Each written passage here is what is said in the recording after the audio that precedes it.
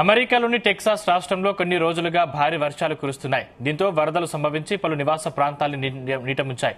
ఈ వరద విలయంతో ఇప్పటి వరకు 78 మంది చనిపోయారని సమాచారం. మరో 20 మందికి పైగా గల్లంతయ్యారని తెలుస్తోంది. వారి కోసం రెస్క్యూ టీం తీవ్రంగా గాలిస్తోంది.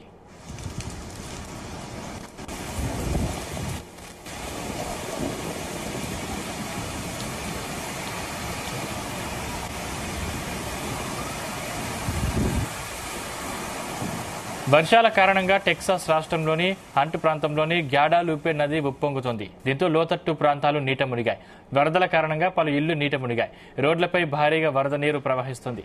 దీంతో రోడ్డుపై పార్కు చేసిన కార్లు నీటితో కొట్టుకుపోయాయి. ఆకస్మిక వరదలే ఇందుకు కారణమని, కనీసం ఆస్తులు కాపాడుకునే అవకాశం కూడా దక్కలేదంటున్నారు అక్కడి ప్రజలు.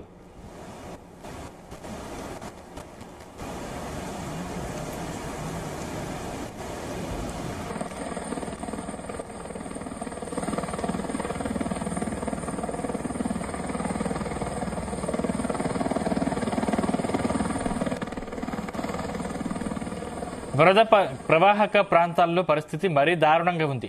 ప్రజలను రక్షించేందుకు రెస్క్యూ ఆపరేషన్ చేపట్టారు అధికారులు. వరదల్లో చిక్కుకున్న దాదాపు 1000 మందికి పైగా ప్రజల్ని రక్షించారు. అయితే గ్యాడాలూపే నది తీరంలో ఉన్న క్రిస్టియన్ క్యాంపులో సమ్మర్ క్యాంపు నిర్వహిస్తున్నారు.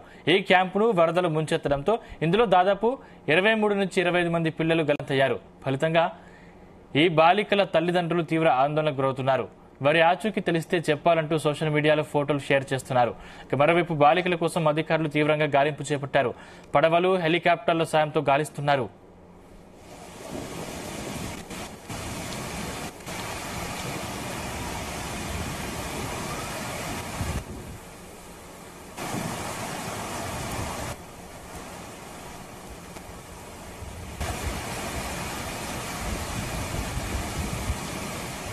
ఇదిలా ఉండగా వరదలతో టెక్సాస్ జనజీవన అస్తమస్తం కావడంపై భారత ప్రధాని నరేంద్ర మోదీ స్పందించారు.